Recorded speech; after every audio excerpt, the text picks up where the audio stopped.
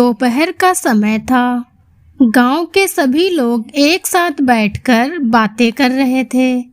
बच्चे खेल रहे थे। तभी अचानक से काले काले बादल छा जाते हैं और बहुत ही तेज आंधी आती है। हे भगवान, ये क्या हो गया? ये अचानक से काली घटा कैसे छा गई? मौसम खराब हो गया है, लगता है बहुत तेज आंधी आने वाली है। अरे चलो बहनों, जल्दी से अपने अपने घर चलो। हाँ सरला बहन, तुम सही बोल रही हो, जल्दी से घर चलना चाहिए, इसी में सबकी भलाई है। बहुत तेज आंधी के साथ एक बाउंडर आता है। वह अपने साथ एक आदमी और एक औरत को लपेट लेता है। कुछ ही टाइम बाद जब आंधी शांत होती है तो उसमें से उन दोनों की लाश बाहर आती है। ऐसा आंधी के साथ बावंडर गांव में आता रहता है और वह जब भी आता तो उस गांव के लोगों को मार देता। यह सब देखकर सभी गांव वाले बहुत डर जाते हैं और गांव में एक जगह इकट्ठे होते हैं।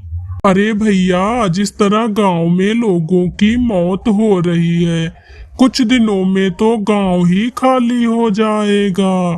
अब हम लोगों को कुछ ना कुछ तो करना ही पड़ेगा। लेकिन हम सब क्या कर सकते हैं भैया?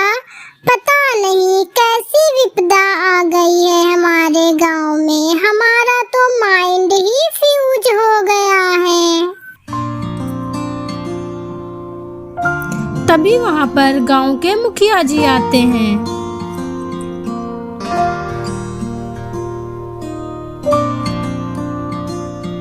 देखो गांव वालों, तुम लोगों की बात सुनने के बाद हम इस फैसले पर पहुंचे हैं कि हमें किसी तांत्रिक की मदद लेनी चाहिए, ताकि कम से कम हम लोगों को पता तो चल जाए कि ये सब क्या हो रहा है। कहीं किसी भूत ऊत का चक्कर तो नहीं है। सभी गांव वाले मुखिया जी की बात से सहमत हो जाते हैं और फिर एक तांत्रिक को बुलाते हैं। तांत्रिक गांव में आता है और ध्यान लगाता है। तांत्रिक के ध्यान लगाते ही ये तांत्रिक अगर तो इन दुष्ट गांव वालों की मदद करेगा तो तू भी मरेगा। हा हा हा हा हा हा हा। तभी तांत्रिक ध्यान तोड़ देता है। वह बहुत घबरा जाता है। मैं आप लोगों की मदद नहीं कर सकता, प्लीज मुझे माफ कर देना। इतना बोलते ही तांत्रिक वहां से दबे पांव भाग जाता है।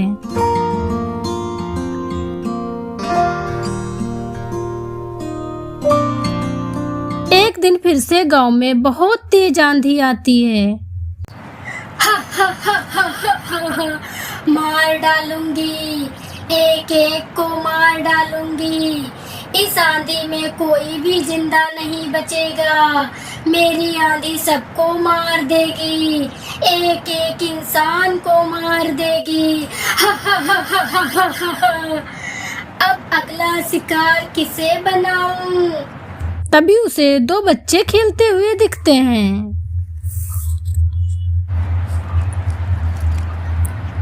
चुड़ैल आंधी और बाउंडर के साथ दोनों बच्चों को मार देती है। इस बार बच्चों को मरा देखकर सभी गांव वाले बहुत ही ज्यादा घबरा जाते हैं। वह इस बार एक बहुत ही सिद्धि पुरुष को गांव में बुलाते हैं।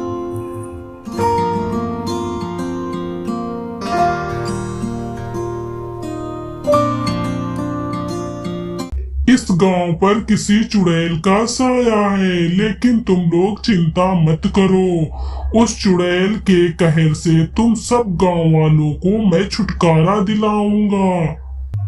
तांत्रिक अपने मंत्रों से एक आग का गोला बना देता है। वह अपने मंत्रों से चुड़ैल को उस गोले पर आने में मजबूर कर देता है। चुड़ैल गोले में आ जाती है।